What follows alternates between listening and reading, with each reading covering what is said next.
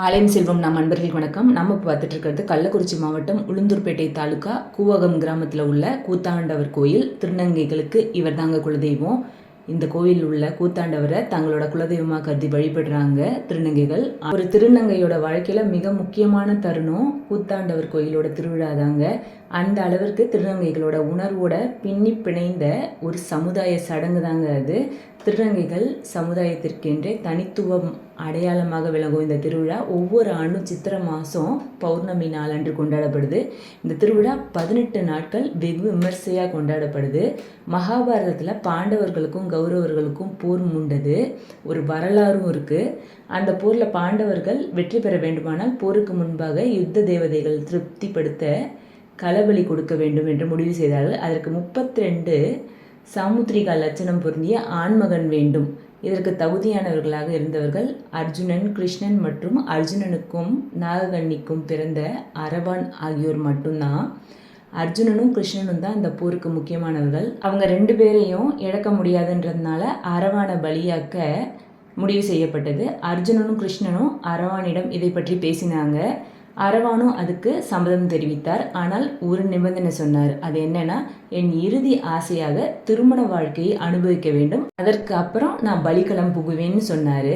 அதனால அரவானை கணவனா ஏற்க வேந்தர் குலம் முதல் வேடுவர் குலம் வரை எந்த பொண்ணும் முன் வரல.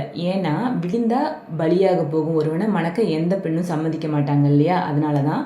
இப்படிப்பட்ட சூழ்நிலையில் கிருஷ்ணரே மோகினி அவதாரம் எடுத்து அரவானை மணந்து கொண்டார். ஓரிரவு இல்லற வாழ்க்கைக்கு பிறகு மறுநாள் அரவான் களப்பலி கொடுக்கப்பட்டார். அதற்கு பிறகு அரவானை மனம் முடித்த மோகினி விதவை கோலம் பூணுகிறார். இதுதான் அரவான் எனப்படும் கூத்தாண்டவர் கோயிலோட வரலாறு சுருக்கம். இந்த கதையோட அடிப்படையில் தான் தங்களை கிருஷ்ணரின் அவதாரமாக மோகினியாக உணரும் திருநங்கைகள் திரளாக கூடி கொண்டாடும் விழா தான் இந்த கூத்தாண்டவர் கோயில் திருவிழா. இதனாலேயே இந்த கோயிலை திருநங்கைகள் தங்களின் குலதெய்வமாக கொண்டாடுறாங்க. ஆண்டுதோறும் அரவானை வழிபட டெல்லி, மும்பை, கேரளா, கல்கட்டா, பெங்களூர், இந்தியா ஃபுல்லாக எங்கே இருந்தாலும் வெளிநாட்டிலேருந்து கூட பல்லாயிரக்கணக்கானவங்க இந்த கூத்தாண்டவர் கோயிலுக்கு வராங்க. அரவானோட களப்பலியை நினைவுபடுத்தும் விதமாக இரவு சுவாமிக்கு கண் திறத்தல் நிகழ்ச்சி நடக்கும். 18 நாள் திருவிழாவில் முக்கியமான நிகழ்வு இது. இதற்கு நாட்டின் பல்வேறு பகுதியிலிருந்து திருநங்கைகள் கூவாகம் கூத்தாண்டவரை கோயிலுக்கு வந்து குவிஞ்சிடுவாங்க. அதற்கு பின்னாடி கோயில் வாசலில் அனைத்து திருநங்கைகளுக்கும் தங்கள் புதுமண பெண்கள் போல ஆடை அணிகலன் அலங்கரித்து கொள்வாங்க. கை நிறைய வளையல், தலை நிறைய பூசூடி திருநங்கைகள் கோயில் பூசாரி கையால் தாலி கட்டிக்குவாங்க. பிறகு தங்கள் கணவனாக அரவானை நினைத்து பொங்கல் வைத்து வழிபடுவார்கள். தொடர்ந்து அன்று இரவு முழுவதும் அவர்கள் கும்மி அடித்து ஆட்டம் பாட்டம் ரொம்ப மகிழ்ச்சியாக இருப்பாங்க. மறுநாள் பொழுது விழுந்ததும் கோவில் உள்ள அரவான் சிறகுக்கு முதல் மாலை அணிவிக்கப்படும். அதற்கு பின்பு தொடர்ந்து ஊர்வலமாக அரவான் சிரசு எடுத்து வரப்படும். அப்பொழுது திருநங்கைகள் சுற்றி நின்று கும்மி அடித்து ஆடிப்பாடி மகிழ்வார்கள். 108 தேங்காய், 1008 தேங்காய்னு சூரத்தேங்காய் அடிப்பாங்க. இதுக்கு இடையில கோயில் வடபுறத்தில் சகடையில் 30 அடி உயரம் கம்பம் நட்டு வைக்கோல் புரி சுற்றப்படும். அது அரவான் திருவுருவம் அமைக்க. அதுக்கப்புறம் கிரிமேட்லேருந்து மக்கள் பூஜை செய்ய அரவானின் புஜங்கள், மார்பு பதக்கம் எடுத்து வருவாங்க. சிவலியாங்குளத்திலிருந்து அரசிலை விண்குடை கொண்டு வருவாங்க. நத்தம் கிராமத்திலேருந்து பாதம், கைகள், புஜங்கள் எடுத்து வருவாங்க. தொட்டி கிராமத்திலேருந்து மார்பு புஜங்கள், கயிறு, கடையாணி கொண்டு வருவாங்க. இவை அனைத்தும் வைக்கோல் பொறி மீது பொருத்தி அரவானோட திருவுருவம் அமைக்கப்படும். அதன் பின் தேரோட்டம் நடக்கும்.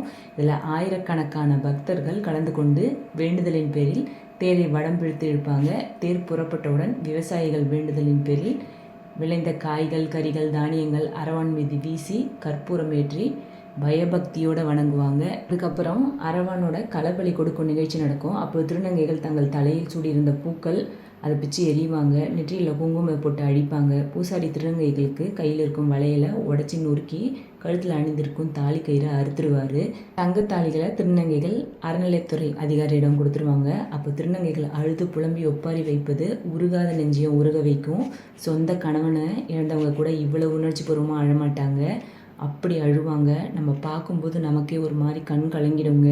கோயிலோட இந்த திருவிழாவும் போது திருமணம் ஆகாத ஆண் மற்றும் பெண் பக்தர்கள் தங்களுக்கு சீக்கிரம் திருமணம் ஆகணும், குழந்தை இல்லாத தம்பதியினர் எங்களுக்கு குழந்தை பாக்கியம் வேணும்னு அவங்களும் கூத்தாண்டவரிடம் மனமுருகி வேண்டிப்பாங்க. இந்த வேண்டுதல் நிறைவேறினதுக்கப்புறம் பக்தர்கள் தங்கள் வேண்டுதல் நிறைவேற்றும் வகையில் சித்திரை திருவிழான் போது இந்த கோயிலுக்கு வந்து திருநங்கைகள் போல பூசாரி கையால் தாலி கட்டிக்குவாங்க. மறுநாள் அரவானோட களப்பலிக்கு பிறகு திருநங்கைகள் போல் மற்ற பக்தர்களும் தாலியை பூசாரி கையால் அறுத்துக்கிட்டு தங்கள் வேண்டுதல் நிறைவேற்றிப்பாங்க. இந்த சடங்கு இங்கே ரொம்ப விமர்ச. ஆனால் இங்கே வந்து வேண்டிக்கிட்டால் நிச்சயம் அவங்க வேண்டுதல் நடக்குங்க. பல பக்தர்கள் இந்த மாதிரி வேண்டிக்கிட்டு அவங்களுக்கு நடந்து அவங்க திரும்ப நேர்த்தி கடனை செலுத்தியிருக்காங்க.